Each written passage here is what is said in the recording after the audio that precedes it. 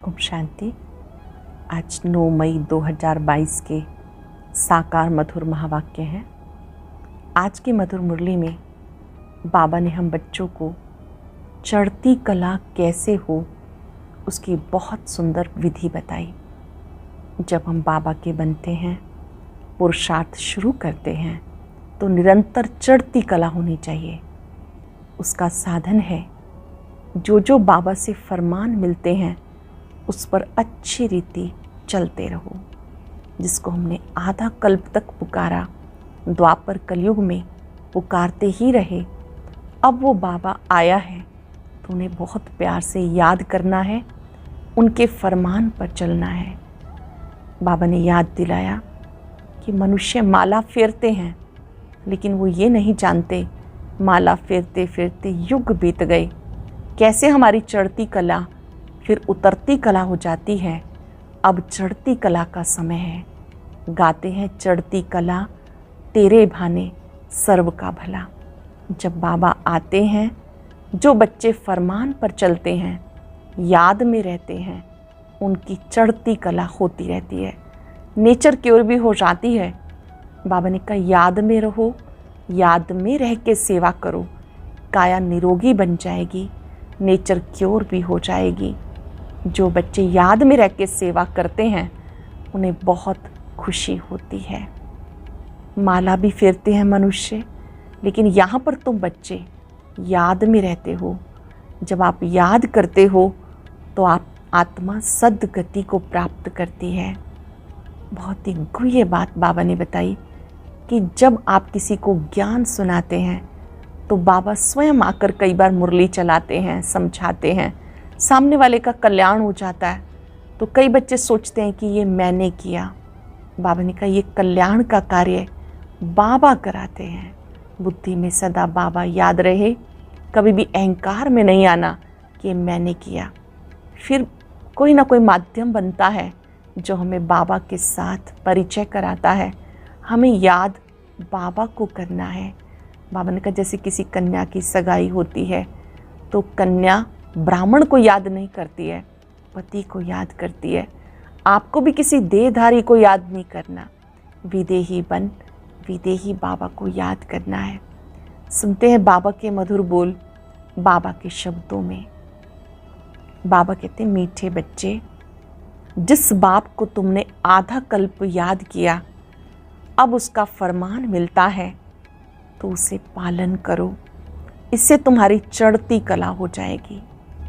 जिस बाप को तुमने आधा कल्प याद किया, अब उसका फरमान मिलता है, उसे पालन करो, इससे तुम्हारी चढ़ती कला हो जाएगी। कुछ न तुम बच्चों को अपनी नेचर की ओर आप ही करनी है। कैसे?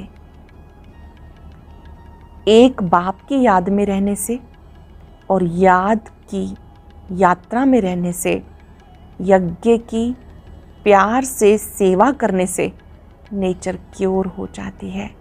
क्योंकि याद से आत्मा निरोगी बनती है, सेवा से अपार खुशी रहती है। तो जो याद और सेवा में बिजी रहते हैं उनकी नेचर क्योर होती रहती है। जो याद और सेवा में बिजी रहते हैं उनकी नेचर क्योर होती रहती है। गीते तूने रात गवाई सोए के, दिवस गवायो खाए। ओम शांति। बच्चों ने गीत सुना, मालाएं फेरते फेरते युग बीते। कितने युग? 2 युग। सतयुग त्रेता में कोई भी माला नहीं फेरते। कोई की बुद्धि में ये नहीं है कि हम ऊंच जाते हैं फिर नीचे आते हैं। हमारी अब चढ़ती कला होती है, हमारी अर्थात भारत की। जितनी भारतवासियों की चढ़ती कला उतरती कला होती है उतना और किसी की नहीं।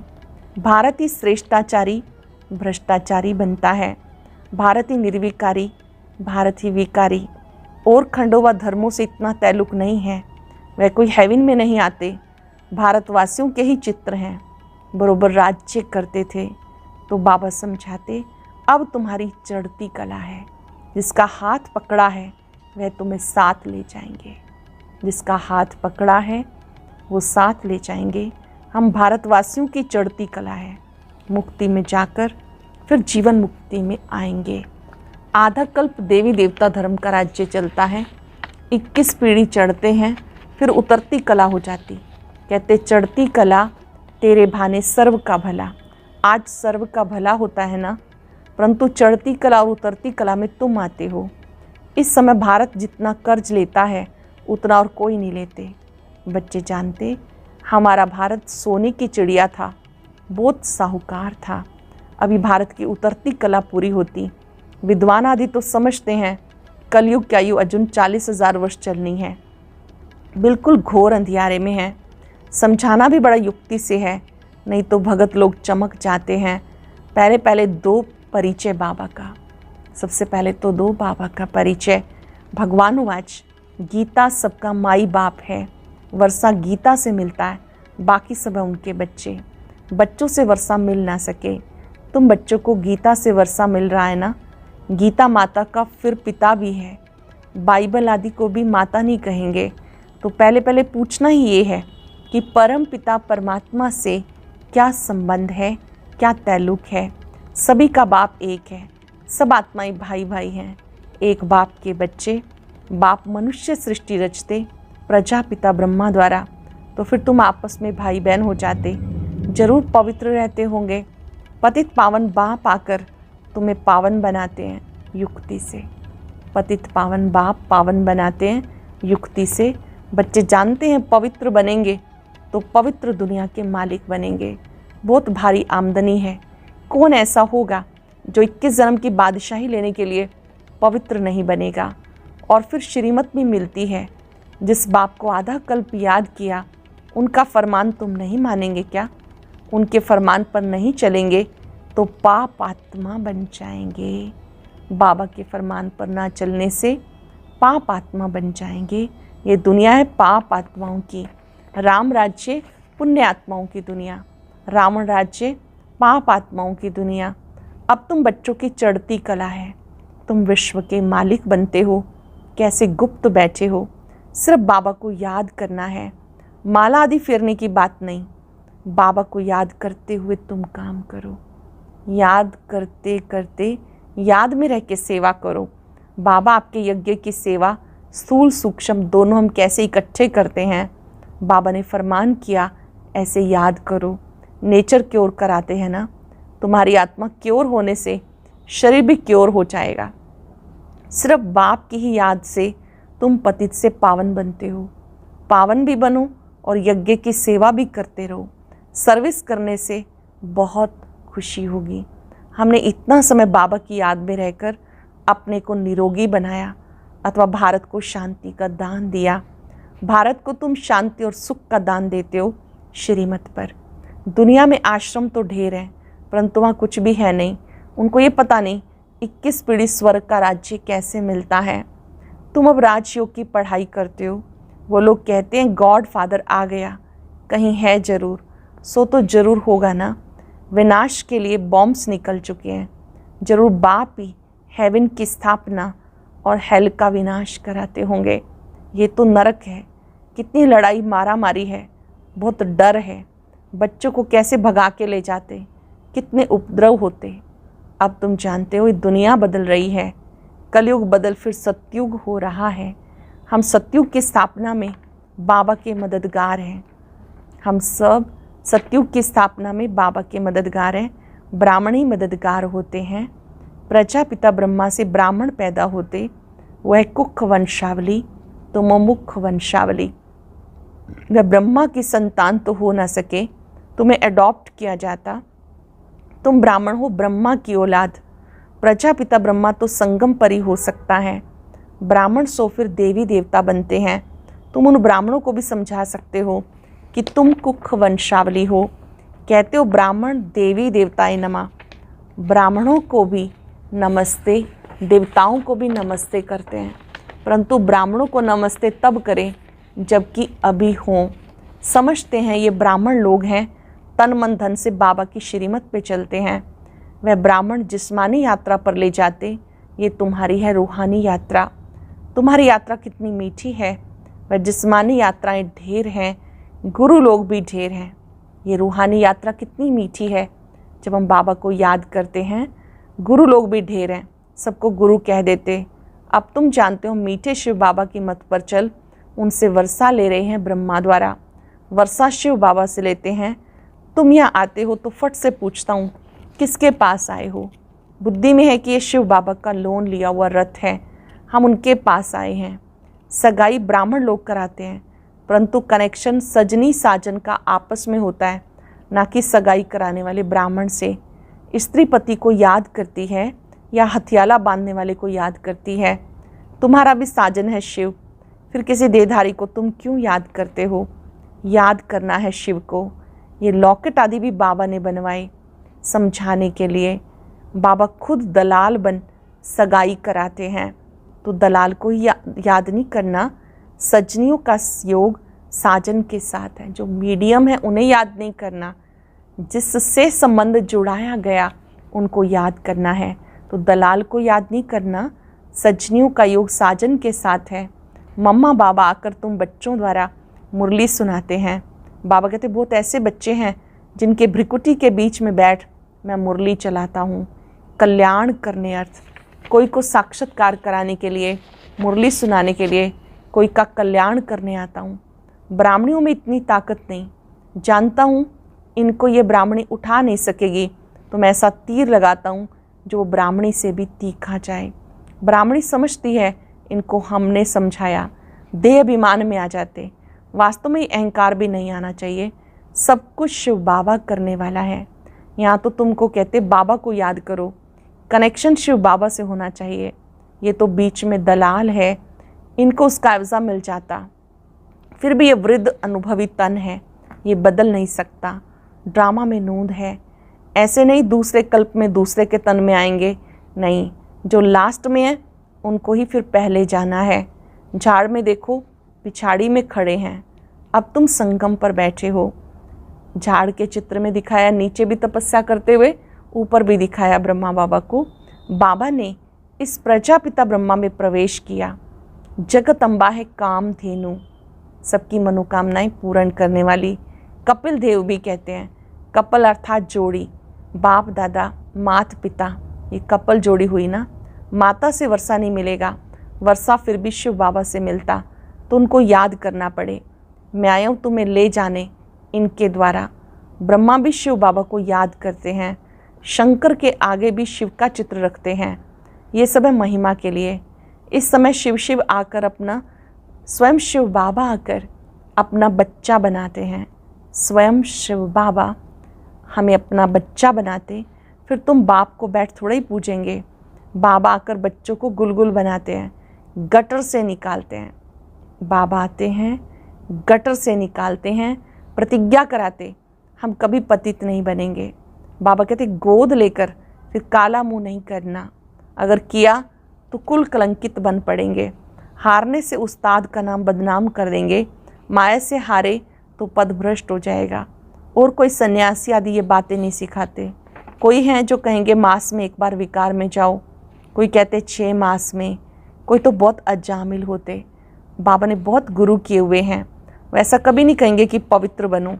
समझते हैं हम ही नहीं रह सकते, तो सेंसिबल जो होगा वो झट कहेगा तुम ही नहीं रह सकते हो तो हमें कैसे कहते हो। फिर भी कहते जनक मिसल सेकंड में जीवन मुक्ति का रास्ता बताओ। फिर गुरु लोग कहते हैं ब्रह्म को याद करो तो निर्वाण धाम में जाएंगे। जाते तो कोई नहीं, ताकत ही नहीं। सब आत्माओं के रहने का स्थान है मूल वतन, जहाँ आत्मा स्टार मिसल रहती हैं। हम आत्माओं का निवास स्थान मूल वतन, जहाँ स्टार मिसल रहते हैं। ये पूजा के लिए बड़ा लिंग बनाते। बिंदी की पूजा कैसे होगी? कहते हैं भ्रिकुटी के बीच में चमकता है जब सितारा, तो आत्मा का बाप भी ऐसे होगा ना। बाप को देह नहीं, उस स्टार की पूजा कैसे हो सकती? बाप को परम आत्मा कहा जाता, वह तो फादर है। जैसे आत्मा है वैसे परमात्मा, वह कोई बड़ा नहीं है, उसमें नॉलेज है। इस बेहद के झाड़ को कोई भी नहीं जानते, बाप ही नॉलेजफुल है। ये जो बेहद का झाड़ है इसे और कोई नहीं जानते, बाबा ही नॉलेजफुल है। ज्ञान में भी फुल है, पवित्रता में भी फुल है, सर्व का सद्गति दाता है, सर्व को सुख शांति देने वाला है। तुम बच्चों को कितना भारी वर्षा मिलता और कोई को मिल ना सके। मनुष्य कितना गुरु को पूजते हैं, अपने बादशाह को भी इतना नहीं पूजते। तो ये सब अंधश्रद्धा है ना। क्या क्या करते रहते हैं, सब में ग्लानि ही ग्लानि है। श्री कृष्ण को लॉर्ड भी कहते हैं तो गॉड भी कहते हैं। लॉर्ड कृष्णा, गॉड कृष्णा भी कहते हैं। गॉड कृष्णा हेवन का पहला प्रिंस लक्ष्मी नारायण के लिए कहते हैं। दोनों गॉड गॉडेस हैं। पुराने चित्रों को बहुत खरीद करते हैं। पुरानी पुरानी स्टैम्प भी बिकती हैं। वास्तव में सबसे पुराना तो शिव बाबा है, सबसे पुराने से पुराना शिव बाबा, परंतु किसी को पता नहीं महिमा सारी शिव बाबा की है, वह चीज़ तो मिल ना सके। पुराने से पुरानी चीज़ कौन सी है? नंबर 1 शिव बाबा। कोई भी समझ नहीं सकते कि हमारा फादर कौन, उनका नाम रूप क्या है। कह देते उनका कोई नाम रूप नहीं, तब पूजते किसको हो? शिव नाम तो है ना, देश भी है, काल भी है। खुद कहते मैं संगम पर आता हूँ, आत्मा शरीर द्वारा बोलती है। अब तुम बच्चे समझते हो, शास्त्रों में कितनी दंत कथाएं लिख दी, जिससे उतरती कला हो गई। चढ़ती कला सतयुग त्रेता, उतरती कला द्वापर कलयुग, फिर चढ़ती कला होगी। बाप बिगर कोई चढ़ती कला बना ना सके। ये बातें धारण करनी है और कोई भी काम आदि करते याद में रहना। कोई भी कार्य करते हुए हाथों से काम करना है, मन बुद्धि से शिव बाबा को याद करना है। जैसे श्रीनाथ द्वारे में मुंह को कपड़ा बांध के काम करते हैं, श्रीनाथ श्री कृष्ण को कहते हैं। श्रीनाथ का भोजन बनता है ना, शिव बाबा तो भोजन आदि नहीं खाते। तुम पवित्र भोजन बनाते हो तो याद में रह के बनाना चाहिए, उससे बहुत बल मिलेगा। श्री कृष्ण लोक में जाने के लिए व्रत नेम आदि रखते। अब तुम जानते हो हम श्री कृष्णपुरी में जा रहे हैं, इसलिए तुम्हें लायक बनाया जाता। तुम बाबा को याद करते हो, फिर बाबा गारंटी करते हैं तुम कृष्णपुरी में जरूर जाएंगे। बाबा गारंटी करते हैं, बाबा को याद करो तो आप श्री कृष्णपुरी में जरूर जाएंगे। तुम जानते हो हम अपने लिए श्री कृष्णपुरी स्थापन कर रहे हैं, फिर हम ही राज्य करेंगे। जो श्रीमत पर चलेंगे वो कृष्णपुरी में आएंगे। लक्ष्मी नारायण से भी अधिक श्री कृष्ण का नाम बाला है। श्री कृष्ण छोटा बच्चा है तो महात्मा के समान है। बाल अवस्था सतो प्रधान है, इसलिए श्री कृष्ण का नाम जास्ती है। अच्छा, मीठे मीठे सिक्के रहे बच्चों प्रति माता पिता बाप दादा का याद प्यार गुड मॉर्निंग। रूहानी बाप की रूहानी बच्चों को नमस्ते। रूहानी बच्चों की रूहानी बाप दादा को नमस्ते, गुड मॉर्निंग। शुक्रिया बाबा, शुक्रिया। धारणा के लिए सार। पहली पॉइंट है अपना पूरा कनेक्शन एक शिव बाबा से रखना है। कभी किसी भी देहधारी को याद नहीं करना, कभी अपने उस्ताद का नाम बदनाम नहीं करना, बाबा का नाम बदनाम नहीं करना। अपने द्वारा यदि किसी का कल्याण होता है तो मैंने इसका कल्याण किया, इस अहंकार में नहीं आना। ये भी देह अभिमान है। किसी के लिए ये नहीं सोचना इसका कल्याण मैंने किया, ये भी देह अभिमान है। कराने वाले बाप को याद करना है, कल्याण कराने वाले बाप को याद करना है। बहुत ही स्पेशल वरदान। अमृत वेले 3 बिंदियों का तिलक लगाने वाले, क्यों क्या की हलचल से मुक्त अचल अडोल भव। अमृत वेले 3 बिंदियों का तिलक लगाने वाले, क्यों क्या की हलचल से मुक्त अचल अडोल भव। बाप दादा सदा कहते हैं रोज अमृत वेले 3 बिंदियों का तिलक लगाओ।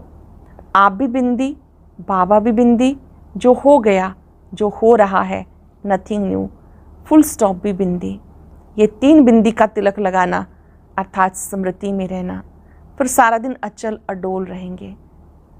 3 बिंदियों का तिलक लगाएंगे तो सदा अचल अडोल रहेंगे। क्यों क्या की हलचल समाप्त हो जाएगी। जिस समय कोई बात होती है उस समय फुल स्टॉप लगाओ। जिस समय कोई बात होती है फुल स्टॉप लगाओ। नथिंग न्यू, होना था हो रहा है, साक्षी बनकर देखो, आगे बढ़ते चलो। जो होना था वो हो रहा है, साक्षी होकर देखो, आगे बढ़ते चलो। स्लोगन है परिवर्तन शक्ति द्वारा व्यर्थ संकल्पों के बहाव का फोर्स समाप्त कर दो तो समर्थ बन जाएंगे। परिवर्तन शक्ति द्वारा व्यर्थ संकल्पों के बहाव का फोर्स समाप्त कर दो तो समर्थ बन जाएंगे। आज तीनों बिंदियों को यूज़ करेंगे, प्रैक्टिस करेंगे। मैं व्यर्थ से मुक्त अचल अडोल आत्मा हूँ। क्या क्यों से मुक्त अचल अडोल आत्मा हूं। एकाग्र होंगे अपने सत्य स्वरूप में। बाबा स्वयं मुझे तिलक दे रहे हैं।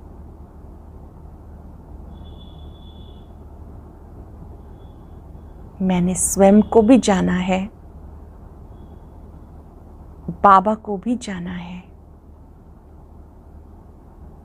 और ड्रामा की बिंदी को भी यूज करना सीखा है।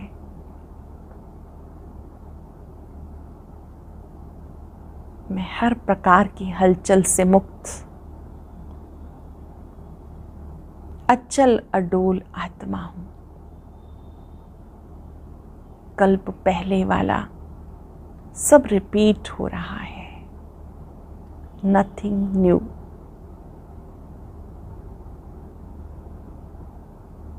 नथिंग न्यू की स्मृति आत्मा को अचल अडोल बनाती है। शुक्रिया बाबा, शुक्रिया। ओम शांति शांति।